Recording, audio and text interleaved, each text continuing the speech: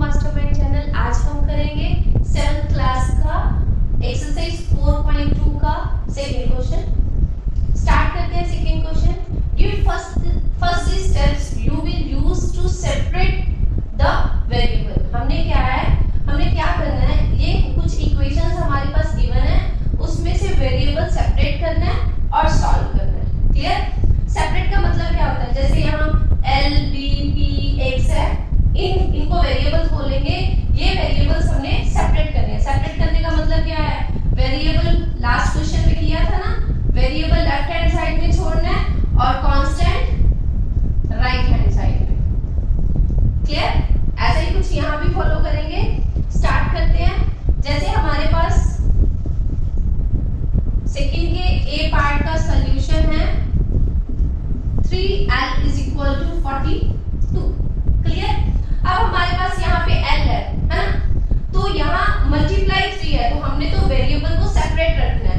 तो क्या किया जाए, जैसे हम 3l है, अगर हम 3 से डिवाइड कर दे तो 3 और 3 कैंसिल हो जाएगा, तो हमारे पास क्या बचेगा, l। क्लियर? ये वेरिएबल सेपरेबल हो गया। इसी तरह इसे प्रॉपर वे में कैसे लिखेंगे, डिवाइड बोथ साइड्स बाय 3 से डिवाइड करेंगे।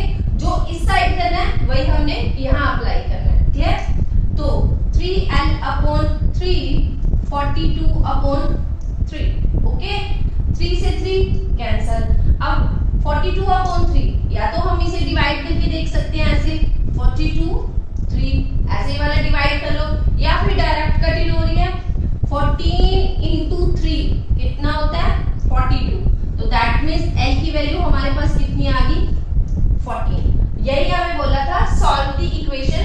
सॉल्व द इक्वेशन का मतलब क्या होता है, जो हमारे पास स्टेटमेंट में इक्वेशन में वेरिएबल है उसकी वैल्यू फाइंड आउट करना। क्लियर? अब चलते हैं बी पार्ट पे।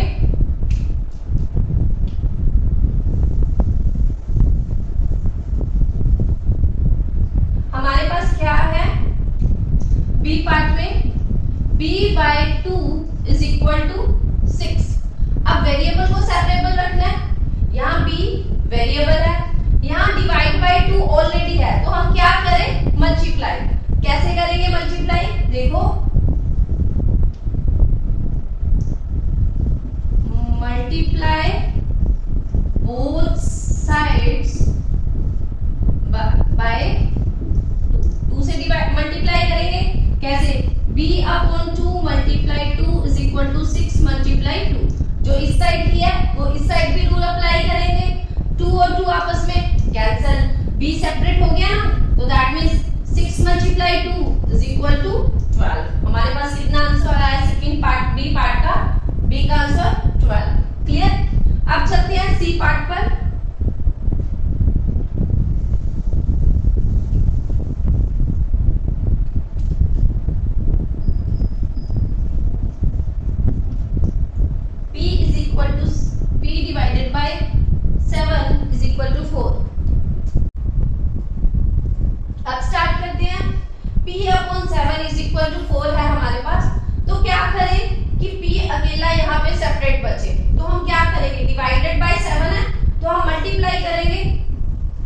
मल्टीप्लाई बोथ साइड्स बाय, किससे बाय करनी है,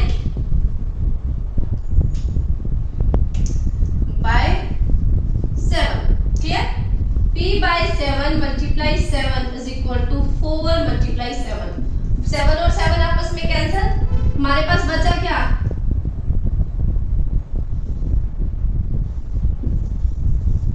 ओके। क्लियर? तो हमारे पास 7 × 4 28। क्लियर? अब चलते हैं डी पार्ट पर।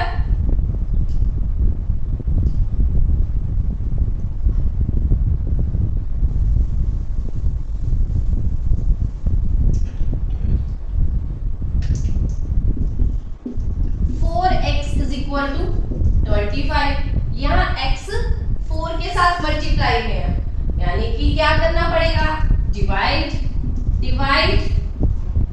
बोथ साइड्स बाय 4 के साथ 4x upon 4 is equal to 25 upon 4। 4 के 4 कैंसल आउट, पेंडिंग क्या बचा, x की वैल्यू क्या बची 25 अपॉन 4। ये हमारे पास आंसर आ गया। क्लियर है? आप चलते हैं ई पार्ट पर।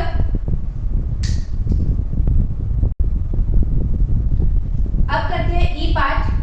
8y is equal to 36। 8y is equal to 36। हमें क्या करना है, वेरिएबल सेपरेबल करना है। तो क्या करेंगे, मल्टीप्लाई है ना, तो क्या लिखे, डिवाइडेड बोथ साइड्स बाय 8 के साथ डिवाइड करना पड़ेगा। क्या लिखेंगे, 8y upon 8 is equal to 36 upon 8। जो इस साइड अप्लाई किया वो उस साइड भी अप्लाई करना पड़ेगा रूल। 8 और 8 आपस में कैंसिल, y की वैल्यू हमारी कितनी बची 36 अपॉन 8। अगर इसको वापस में कैंसिल करना हो तो कैंसिल भी कर सकते हैं। तो कैंसिल कैसे करेंगे, 2 के टेबल पे जा रहा है ना, देखो 2 के टेबल पे जा रहा है, ये कैसे 1 8, ओके कितना आ रहा है 18 और ये 4। क्लियर? अभी भी 2 के टेबल पे जा रहा है, ये 9, ये कितना आया 2। तो दैट मींस y की वैल्यू हमारे पास कितने आंसर में बची 9 अपॉन 2 के। क्लियर? Okay fine. अब चलते हैं एफ पार्ट पर।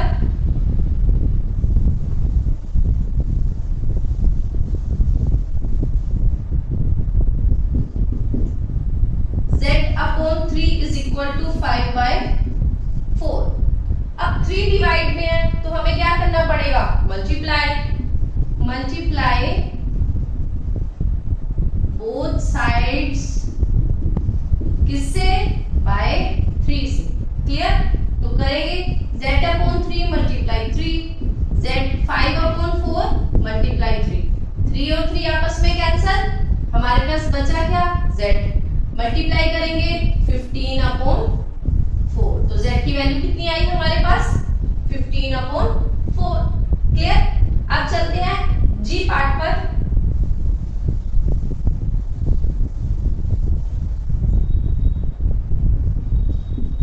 a upon 5 is equal to 7 upon 15। a upon 5 is equal to 7 upon 15। तो क्या किया जाए, डिवाइड में है तो मल्टीप्लाई करना पड़ेगा, मल्टीप्लाई बोथ साइड्स बाय 5 के साथ। फाइन, मल्टीप्लाई करो, a bye 5 multiply 5, 7 upon 15 multiply 5। ये और ये आपस में कैंसल आउट, हमारे पास बचा क्या, ये 5 3 15। तो टोटल मिला के आंसर कितना बना 7 अपॉन 3। चले नेक्स्ट पार्ट पर। अब चलते हैं लास्ट पार्ट एच पर।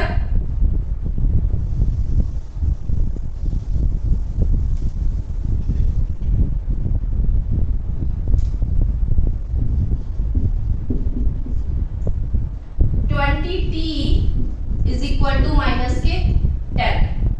अब t वेरिएबल है, 20 को एलिमिनेट करना है यहां से, मतलब t को सेपरेट छोड़ना है। मल्टीप्लाई में तो क्या लिखा जाएगा, डिवाइड बोथ साइड्स किससे, बाय 20 से।